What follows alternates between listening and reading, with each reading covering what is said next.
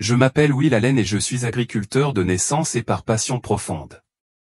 Pendant la majeure partie de ma vie, j'ai passé mes journées à travailler sans relâche dans les champs, à cultiver la terre, à entretenir les récoltes et à adopter une vie profondément enracinée dans la simplicité, le travail acharné et une foi inébranlable.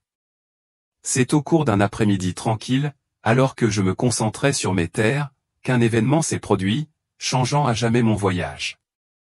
Une morsure de serpent, vive et soudaine, m'a transpercé, arrêtant tout en un instant. À ce moment-là, j'ai su que ce n'était pas la fin. Ce qui a suivi a été un voyage transformateur et inimaginable, bien au-delà de la compréhension des mots, un voyage qui a remodelé ma compréhension de la vie, de la foi et de ce qui se trouve au-delà de ce monde. Ce n'est pas seulement mon histoire personnelle, c'est une révélation, un message divin destiné à inspirer, guider, et ceux qui se préparent à l'entendre et à le recevoir.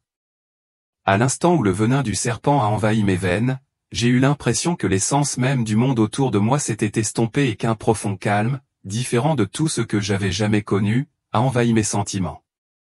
La douleur cesse de dominer et à sa place, un sentiment écrasant de lumière sereine m'envahit.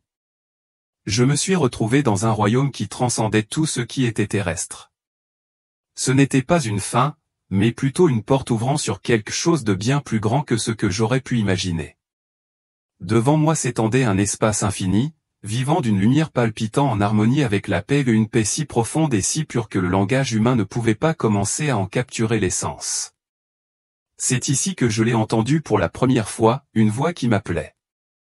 Pas un son qui peut être entendu avec des oreilles physiques, mais une résonance qui se répercute au plus profond de mon être. Ce n'était pas un simple appel, c'était une invitation, une convocation à témoigner des vérités au-delà du voile de notre monde physique. Alors que je me tenais là, entouré par l'éclat de cet endroit surnaturel, j'ai pris intensément conscience de la présence de quelque chose de magnifique. Un ange humble mais radieux s'est approché de moi, dégageant une aura d'amour profond et de sagesse illimitée. Cet être n'était pas limité par les limitations de la forme humaine, il apparaît plutôt comme une essence de lumière et d'énergie vivante, un être de pure substance spirituelle. L'ange a prononcé mon nom avec clarté, et avec lui, la vérité indéniable selon laquelle ma présence dans ce royaume n'était pas un hasard. Will, dit-il, sa voix remplie à la fois de tendresse et d'autorité, tu as été appelé à témoigner de ce qui se trouve au-delà et à partager cette vision avec ceux qui écouteront. C'est alors que j'ai réalisé qu'il ne s'agissait pas simplement d'un voyage de révélation personnelle, c'était une mission de comprendre, d'embrasser et de partager les vérités profondes que j'allais témoigner avec le monde. L'ange m'a conduit à un point d'observation où je pouvais contempler la Terre, non seulement comme une planète dans la vaste étendue de l'espace, mais comme une entité vivante et respirante, intimement liée à la vie de chaque être humain. Ce que j'ai vu devant moi a suscité en moi un profond sentiment à la fois de crainte et de tristesse. J'ai vu l'humanité s'affairer dans ses activités quotidiennes, mais tant de gens étaient distraits, déconnectés de l'appel plus profond qui se trouvait juste hors de leur portée. Le monde était rempli de gens poursuivant des rêves matérialistes éphémères, ignorant les vérités éternelles qui les entouraient. On m'a montré les luttes et les chagrins de la vie quotidienne, les gens s'efforçant, travaillant et souffrant d'une manière qui semblait infinie. Et pourtant, dans cette perspective supérieure, tout cela semble manquer de substance. C'était comme si ces efforts, bien qu'importants en eux-mêmes, étaient vains sans une compréhension plus profonde de leur véritable objectif. L'ange parla alors, expliquant qu'une grande partie de la souffrance de l'humanité provenait d'un manque de fondement spirituel. Ils ont oublié la source de leur force, dit l'ange avec une compassion douloureuse. Mais même au milieu de ces souffrances, il y avait de l'espoir. L'espoir sous la forme d'un éveil des cœurs, d'âmes commençant à chercher un sens plus profond, aspirant à trouver ce qui compte vraiment dans cette vie. Au milieu du bruit et du chaos du monde, il y avait des poches de lumière, des individus et des communautés dont la vie rayonnait de foi, de compassion et d'humilité. Ces personnes n'étaient pas parfaites, mais elles étaient motivées à aligner leur vie sur l'amour, la vérité et un objectif plus élevé. Je les ai vus tendre la main aux autres, semant des graines d'espoir et de foi, même dans les coins les plus sombres du monde. L'ange m'a également révélé le lien profond entre l'humanité et le monde naturel. La Terre elle-même reflète la santé spirituelle de ses habitants.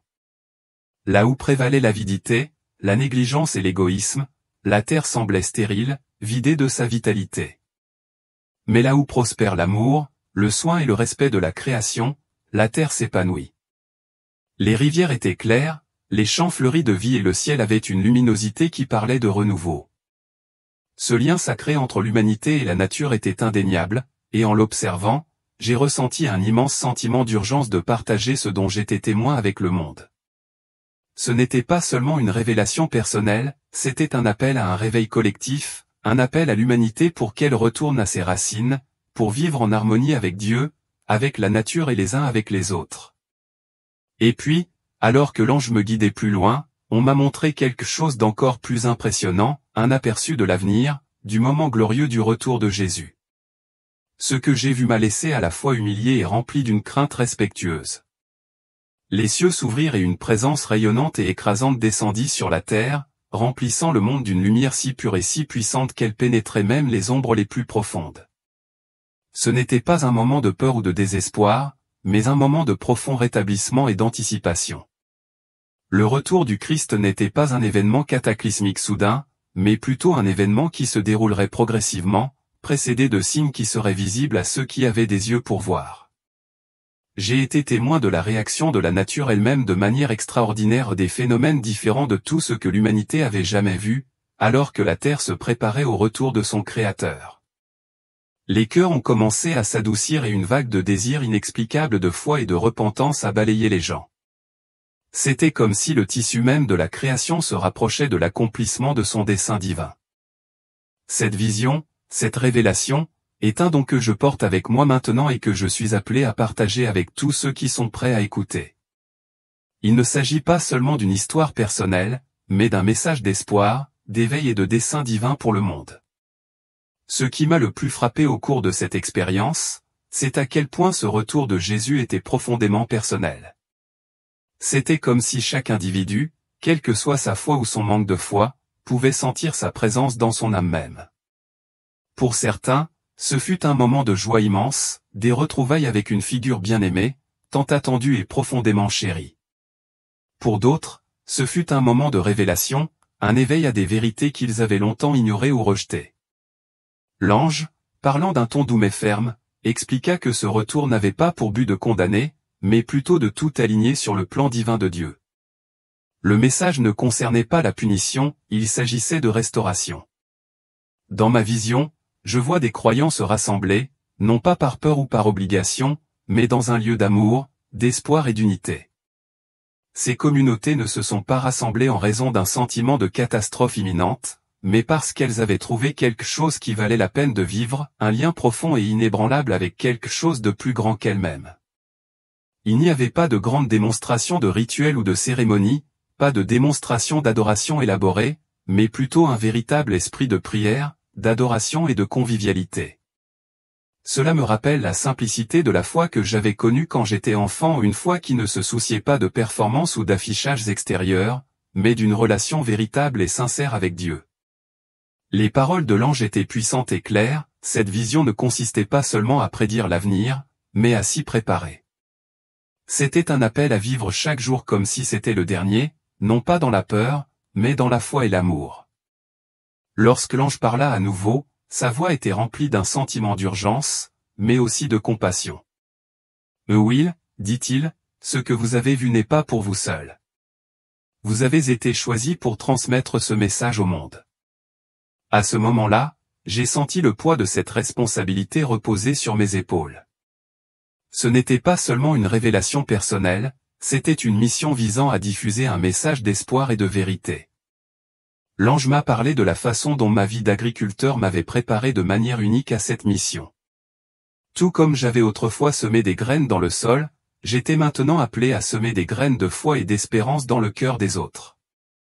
Les parallèles étaient frappants, l'agriculture m'avait appris la valeur de la patience, de l'attention et de la confiance en des forces bien au-delà de mon contrôle. Entretenir les cultures nécessite non seulement un travail acharné, mais aussi une profonde compréhension du fait que le résultat n'était pas toujours entre mes mains, mais celui de quelque chose de bien plus grand. De la même manière, ce nouvel appel m'oblige à planter des graines de vérité, en ayant confiance que Dieu pourvoira à leur croissance. Pourtant, l'ange a clairement fait comprendre que cette mission ne serait pas toujours facile. Beaucoup résisteraient ou rejetteraient le message qui m'avait été transmis. Mais j'ai été rassuré sur le fait que ce n'était pas mon travail de convaincre les autres, mais seulement de planter les graines de la foi et de croire que Dieu apporterait la récolte. Avec cette assurance, je suis retourné à ma vie, ressentant un immense sentiment de détermination et de clarté. La ferme, qui n'était autrefois qu'un lieu de travail, est devenue un sanctuaire, un espace où je pouvais réfléchir à ce que j'avais vu et partager le message que j'avais reçu avec les autres. Dans les jours qui ont suivi, il est devenu évident pour tout le monde autour de moi que quelque chose avait changé. Les voisins, les amis, et même les étrangers, ont commencé à remarquer une nouvelle paix et une nouvelle détermination en moi, un sentiment inexplicable de calme et de détermination qui rayonnait vers l'extérieur. Chaque conversation est devenue une opportunité de partager la vision qui m'avait été présentée, non pas d'une manière qui obligeait quiconque à y croire, mais d'une manière qui l'invitait à réfléchir. Le message n'a jamais eu pour but d'instiller la peur, il s'agissait d'offrir de l'espoir, un rappel que l'amour et la grâce de Dieu sont toujours disponibles pour ceux qui les recherchent. Les dernières paroles de l'ange résonnent encore dans mon cœur, vivez avec foi, parlez avec vérité et faites confiance à celui qui maintient toutes choses ensemble.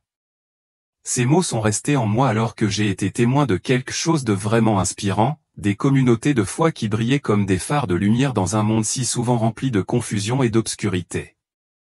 Il ne s'agissait pas de grandes églises ou de ministères riches dotés de vastes ressources, mais de petits rassemblements intimes dans des maisons, des granges et même des champs ouverts. Il ne s'agissait pas de lieux de spectacle mais de sincérité, où un véritable culte, une prière sincère et une véritable communion fraternelle prenaient le pas sur la tradition et la performance. L'ange expliqua que ces communautés étaient le reflet de la façon dont l'Église primitive avait prospéré autrefois, libérée des soucis des apparences extérieures et des traditions qui avaient depuis longtemps perdu leur sens. Au lieu de cela, ceux-ci se sont rassemblés pour prier, lire les Écritures et se soutenir mutuellement. Cela contrastait fortement avec le culte axé sur la performance qui est devenu si répandu dans de nombreuses églises aujourd'hui. J'ai vu des familles partager des repas ensemble, des enfants rire et des aînés enseigner à la jeune génération non seulement la foi, mais aussi la vie elle-même. La force de ces communautés ne résidait pas dans leur taille ou leur richesse, mais dans leur unité d'esprit et leur engagement commun à vivre leur foi. Ce qui m'a le plus frappé, c'est que ces communautés n'existaient pas uniquement pour elles-mêmes. Ils étaient ouverts aux cœurs brisés, aux perdus et même à ceux qui avaient autrefois marqué leur foi. Leur compassion n'était pas seulement une vertu admirable, c'était une vocation. Ils ont compris que leur lumière n'était pas censée être cachée mais briller brillamment, atteignant ceux qui vivent dans les ténèbres. L'ange souligne l'importance vitale de ces communautés dans les temps à venir. Ils seront les ancres, dit l'ange, pour beaucoup de ceux qui sont à la dérive. Grâce à eux, la foi sera préservée et l'amour s'épanouira. Il ne s'agissait pas seulement de survie, il s'agissait d'un réveil ou d'un retour au cœur de ce que signifie être le corps du Christ. Puis l'ange m'a montré quelque chose de profondément lié à ma vie d'agriculteur.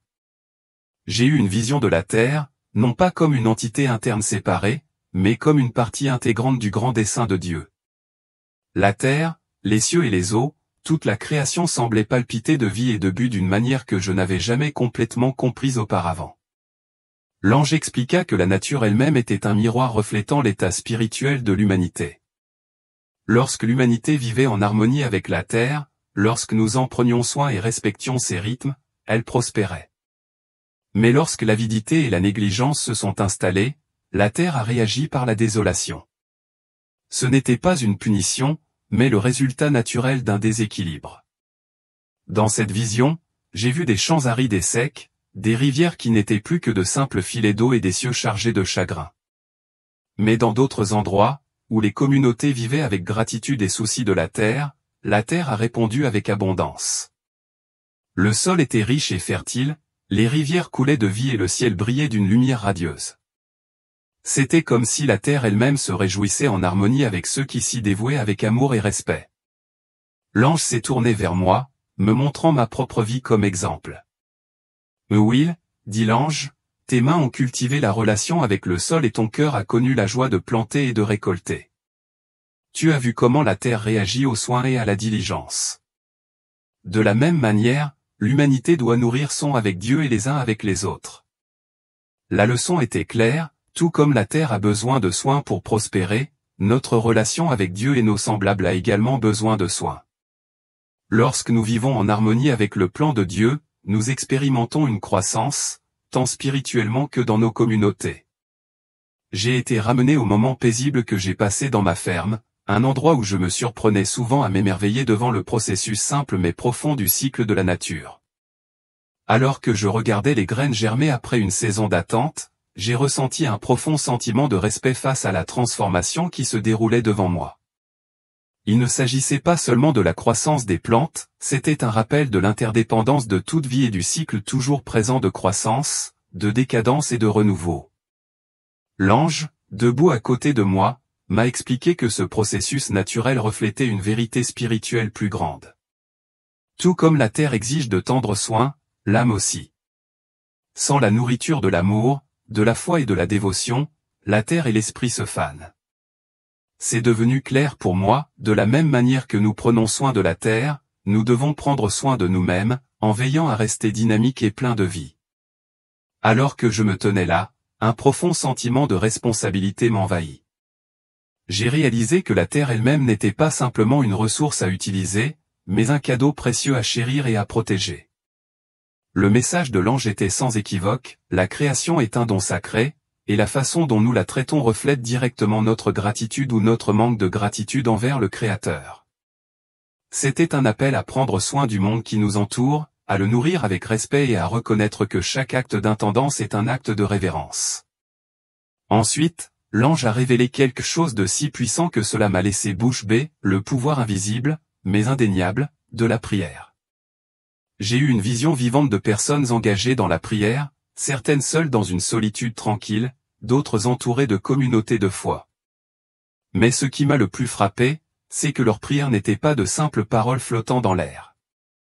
Non, ils étaient vivants, radieux et pleins d'énergie, montant vers les cieux et revenant sur terre imprégnés de détermination et de pouvoir. C'était un rappel que la prière, loin d'être un rituel passif ou vide de sens, est une connexion active avec le divin. Chaque prière sincère crée des vagues qui s'étendent au-delà du monde visible, affectant à la fois les domaines physiques et spirituels. L'ange a poursuivi en expliquant que la prière est un lien direct avec la volonté de Dieu. Ce n'est pas un simple souhait ou une demande, c'est un alignement profond avec le dessein du Créateur. À chaque prière sincère, des vagues de lumière se propagent, créant des boucliers de protection divine sur les individus, les communautés et les foyers.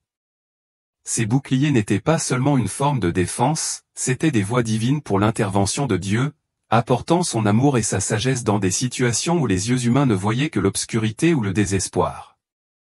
L'une des scènes les plus émouvantes auxquelles j'ai assisté était celle d'un petit groupe d'agriculteurs dont les terres étaient dévastées par la sécheresse. Leur prière ne visait pas uniquement à demander de la pluie, mais à faire confiance au timing de Dieu et à sa capacité de pourvoir. Alors que leur voix s'élevait avec foi, j'ai vu le ciel commencer à changer. Des nuages sombres, autrefois absents, commencèrent à se former au-dessus d'eux, et bientôt la terre sèche et craquelée se transforma. C'était une illustration puissante de la vérité selon laquelle la prière, lorsqu'elle est alignée sur la volonté de Dieu, peut produire des miracles. Les paroles de l'ange étaient claires et vraies, la foi déplace les montagnes et la prière ouvre les portes. Il ne s'agissait pas seulement d'idées abstraites, c'étaient des vérités tangibles, évidentes dans la manière dont la prière a façonné le monde qui nous entoure. On m'a montré comment la prière pouvait percer les ténèbres dans les endroits où régnait l'oppression spirituelle. Les prières des fidèles créent des ouvertures par lesquelles la lumière de Dieu peut briller, brisant les barrières du désespoir et de la peur. J'ai vu des familles prier ensemble, leur unité formant une forteresse inébranlable d'espoir, repoussant les forces des ténèbres et invitant à la paix. Mais il y avait aussi un avertissement sévère dans cette vision, l'ange avertissait que beaucoup avaient oublié l'autorité qu'ils détenaient en Christ. Oui, dit l'ange avec urgence, beaucoup ont négligé le pouvoir de la prière, comptant plutôt sur leur propre force, oubliant d'invoquer celui qui détient tout pouvoir. J'ai vu des gens, submergés par la peur et le chaos, lutter parce qu'ils n'avaient pas entretenu leur relation avec Dieu. Le message de l'ange est on ne peut plus clair, la prière n'est pas une simple formalité, c'est une bouée de sauvetage. C'est par la prière que nous puisons notre force, trouvons la clarté et nous alignons sur la volonté divine de Dieu. À ce moment-là, j'ai réalisé à quel point j'avais sous-estimé le rôle de la prière dans ma propre vie. Ce n'était pas seulement une révélation, c'était un appel à l'action, une invitation à embrasser le pouvoir de la prière d'une manière plus profonde et plus intentionnelle. L'ange m'a ensuite guidé vers une vision future, où des communautés autrefois divisées par des différences culturelles, politiques ou personnelles se sont réunies, unies sous une foi partagée en Dieu. Il ne s'agissait pas de grandes alliances ou de mouvements politiques orchestrés, il s'agissait plutôt d'humbles rassemblements de gens ordinaires qui reconnaissaient la force qui vient de l'unité dans la foi. J'ai vu des familles inviter leurs voisins chez elles, non pas pour des cérémonies extravagantes, mais pour des moments intimes de prière et de camaraderie. Ces rassemblements étaient simples, mais profonds, où les gens partageaient des histoires de foi, lisaient les Écritures et s'encourageaient mutuellement. C'est dans ces petits actes de gentillesse et de soutien mutuel que j'ai vu émerger une véritable force. L'ange a expliqué, ces communautés deviendront des sanctuaires d'espoir face aux défis qui les attendent. Leur force réside dans leur foi inébranlable et leur unité incassable. Ce qui me frappe le plus dans ces rencontres, c'est la diversité des personnes impliquées. Des gens de tous horizons, agriculteurs, enseignants, ouvriers et même sceptiques se sont réunis, non pas pour résoudre toutes les dissensions théologiques, mais pour se concentrer sur la plus grande vérité de l'amour et de la grâce de Dieu. Les divisions qui les séparaient autrefois semblaient insignifiantes à la lumière de leur foi commune. C'était un bel exemple de la manière dont l'unité d'objectif peut transcender toutes les autres différences. Dans ces communautés, lorsque les difficultés survenaient, ils ne se contentaient pas de survivre, ils ont prospéré. Ils se sont soutenus mutuellement, partageant des ressources, offrant des compétences et s'encourageant. Ensemble, ils ont résisté aux tempêtes et ont trouvé la force dans les liens qu'ils partageaient, sachant qu'ils pouvaient compter à la fois sur Dieu et les uns sur les autres. Le message de l'ange était sans équivoque, dans l'unité il y a la force, et dans la foi il y a l'espoir. J'ai également vu l'importance d'un leadership avisé au sein de ces communautés. Les aînés, ceux qui avaient marché fidèlement pendant de nombreuses années, sont devenus des mentors, guidant les plus jeunes avec sagesse et amour. Leur leadership n'était pas celui de la domination, mais celui du service. Ils ont enseigné aux autres à faire face aux difficultés avec courage, en ayant confiance que Dieu pourvoirait à leurs besoins. Celle-ci était le reflet de ce que l'Église a toujours été censée être, une famille, un refuge et une lumière dans les ténèbres. Enfin, l'ange a partagé avec moi l'une des visions les plus époustouflantes de toutes, un aperçu du monde après le retour de Jésus. C'était une transformation si belle, si complète, que les mots pouvaient à peine en saisir la profondeur. La terre, autrefois marquée par la négligence humaine et les conflits, regorge désormais de vie.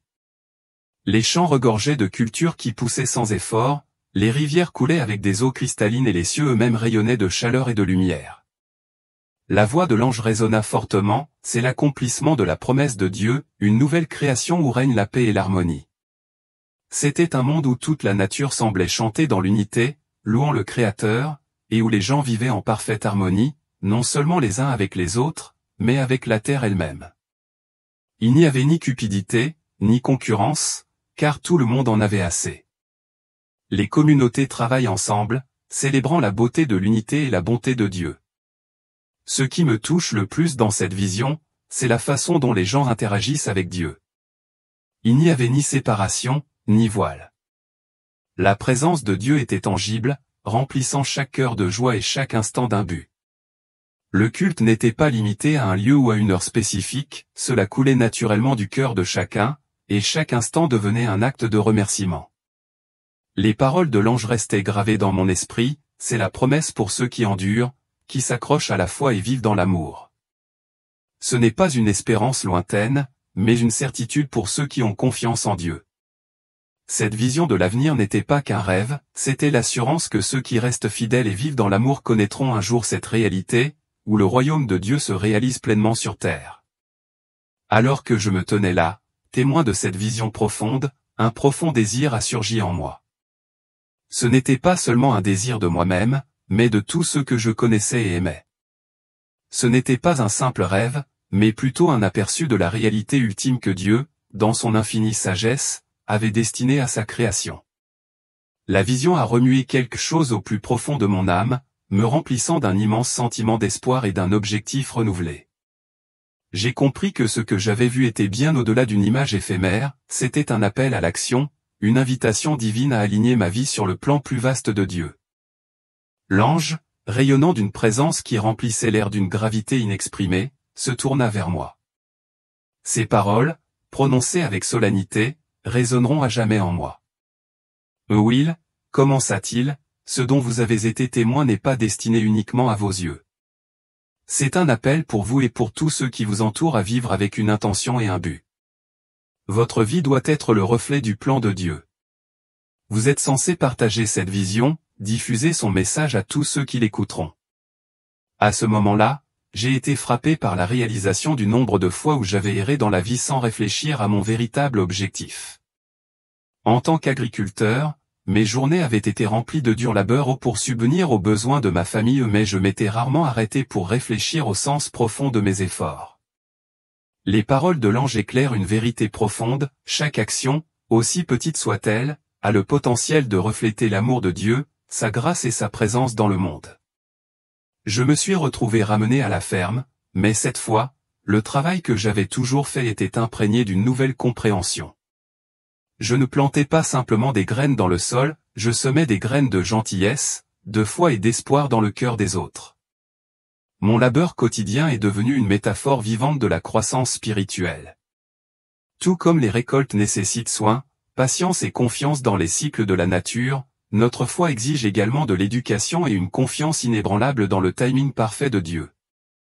La leçon était claire, vivre avec un but n'est pas nécessairement faire des choses grandioses, mais rester fidèle dans de petits actes qui semblent insignifiants.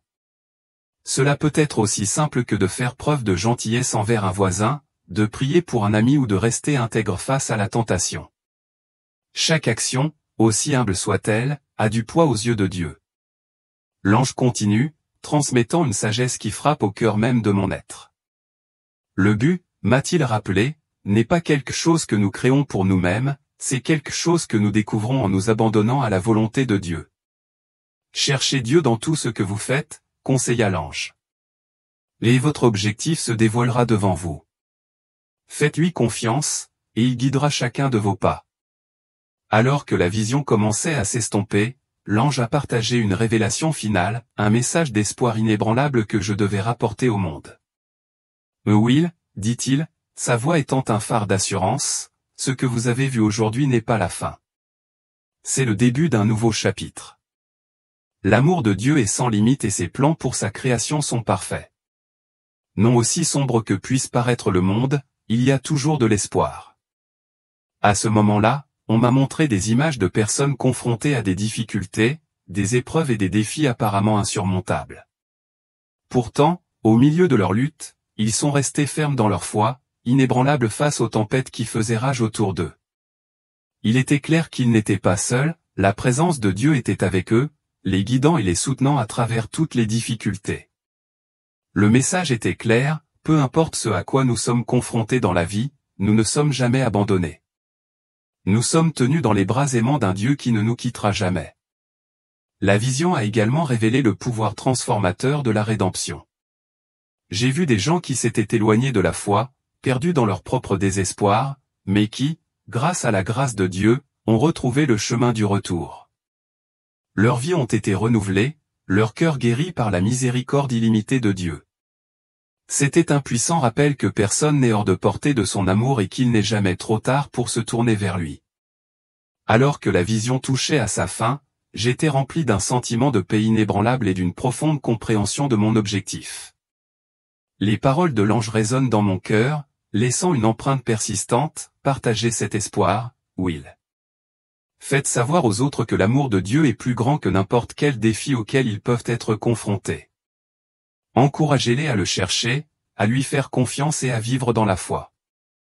En revenant à ma vie, j'ai porté ce message comme un trésor, déterminé à vivre chaque jour comme le reflet de l'espoir, de l'amour et du but dont j'avais témoigné. Ce n'était plus seulement ma révélation personnelle, c'était un message pour tout le monde, une vérité destinée à être partagée avec le monde.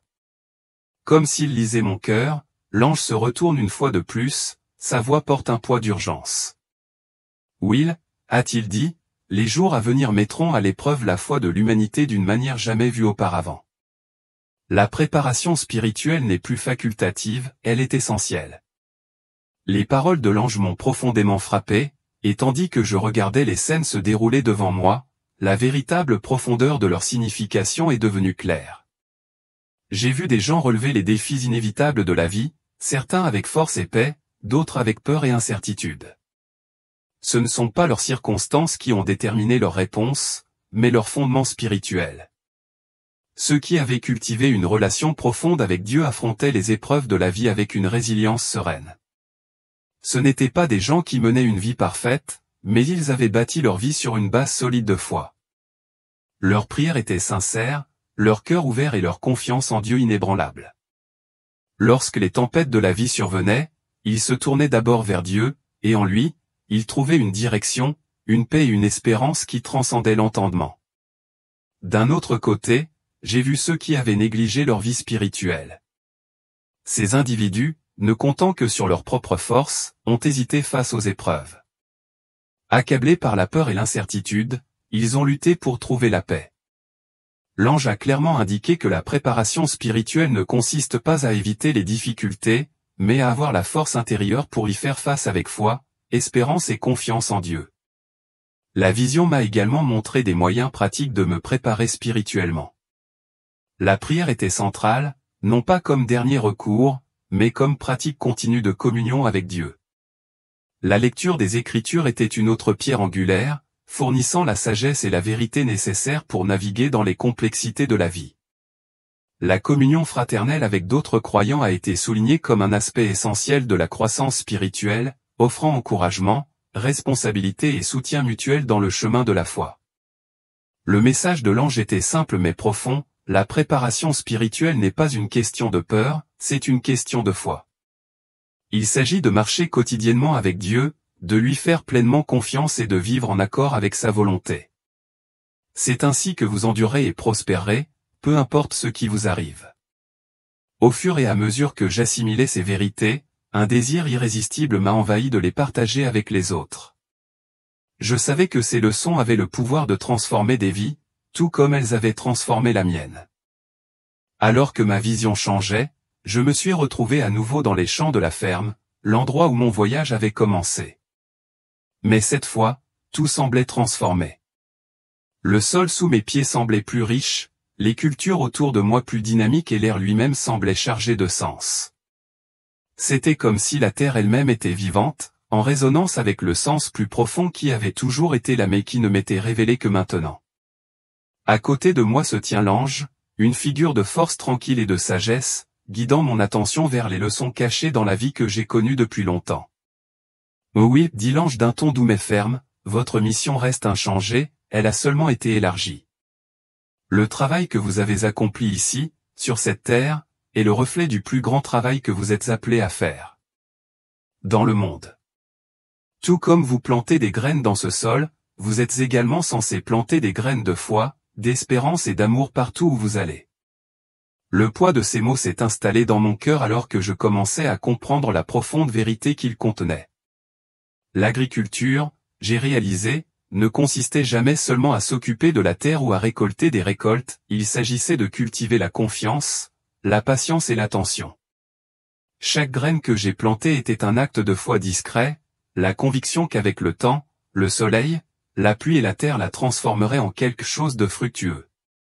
Et de la même manière, partager la vérité de l'amour de Dieu avec les autres était un acte de foi ou une confiance qu'il travaillera à son rythme et fera croître à partir des graines de sa parole. L'ange a continué en me montrant comment cette mission se déroulera non pas à travers de grands gestes ou des événements dramatiques, mais à travers les actions simples et quotidiennes de la vie. Une parole aimable partagée avec un voisin dans le besoin, une prière offerte tranquillement dans la solitude de la nuit, un témoignage de la fidélité de Dieu prononcé dans un moment de doute, telles étaient les manières par lesquelles l'amour de Dieu se répercuterait sur le monde, touchant les cœurs. Et vit d'une manière dont je ne serai peut-être jamais témoin ou que je ne comprendrai jamais. Même si je ne voyais pas toujours les résultats immédiats, cela m'a rappelé que mon rôle n'était pas de récolter, mais de planter les graines. vous êtes le semeur, dit l'ange, pas le moissonneur. Ayez confiance que Dieu fera croître, en son temps et selon sa volonté. Avec cela, la vision a commencé à s'estomper, mais j'ai retrouvé un sens renouvelé du but, une compréhension plus claire de ma place dans le plan de Dieu. Mon travail d'agriculteur ne faisait plus partie de ma vie, c'était désormais une extension de ma foi. Chaque jour que je passais dans les champs, les mains dans la terre et le cœur tourné vers l'amour de Dieu, devenait une opportunité de refléter cet amour dans mes actions. Ce n'était pas seulement par des mots que je pouvais témoigner aux autres, mais aussi par la façon dont je vivais ma vie, la façon dont je traitais la terre et la façon dont je prenais soin des gens qui m'entouraient. Chaque acte de gentillesse, chaque moment de patience, chaque petit geste de grâce est devenu une manière de refléter la bonté de Dieu. Avant la fin de la vision, l'ange a partagé un dernier message, un rappel qui a profondément résonné en moi. « Oui, dit l'ange, tu as vu beaucoup de choses au cours de ce voyage, mais sache ceci par-dessus tout, l'amour de Dieu est sans fin, sa grâce est suffisante et ses promesses sont sûres. Quels que soient les défis qui nous attendent, ces vérités sont le fondement sur lequel vous et tous ceux qui croient devez vous appuyer. » Pendant que l'ange parlait, on m'a montré une série d'images qui ont rempli mon cœur à la fois de joie et de chagrin. J'ai vu des gens dans des moments de triomphe, leurs visages rayonnant de joie des bénédictions reçues, et j'en ai vu d'autres dans des moments de lutte, le cœur accablé par le poids de leurs épreuves. Dans chaque scène, la présence de Dieu était évidente, bien que souvent invisible. Dans les moments de joie, ces bénédictions brillaient comme une lumière chaude dans la pièce. Dans les moments difficiles, sa force soutenait les gens, même si souvent ils ne s'en rendaient pas compte. Une image, en particulier, ressortait clairement, une famille réunie en prière, les mains jointes dans l'unité pendant une période difficile. Même si leur situation n'avait pas immédiatement changé, une paix indéniable remplissait leur cœur. L'ange dit, l'espoir ne se trouve pas en l'absence de défis, mais dans la présence de Dieu en eux. La foi est l'ancre qui tient, quelle que soit la violence de la tempête. L'ange s'est alors tourné vers moi, soulignant une dernière et puissante vérité. Ce message, Will, n'est pas seulement pour toi. Il s'adresse à tous ceux qui ont des oreilles pour entendre. Faites savoir à ceux qui vous entourent qu'ils ne sont pas seuls. L'amour de Dieu est plus grand que toute peur, et ses plans sont toujours pour leur bien ultime. Ne gardez pas ce message pour vous. Partagez-le avec le monde, car de nombreuses personnes ont besoin de l'entendre. Alors que la vision s'est finalement estompée, je me suis retrouvé avec un profond sentiment de paix et de clarté. J'ai compris que ma vie et mon travail, ma foi, mon objectif étaient étroitement liés d'une manière que je n'avais jamais pleinement comprise auparavant.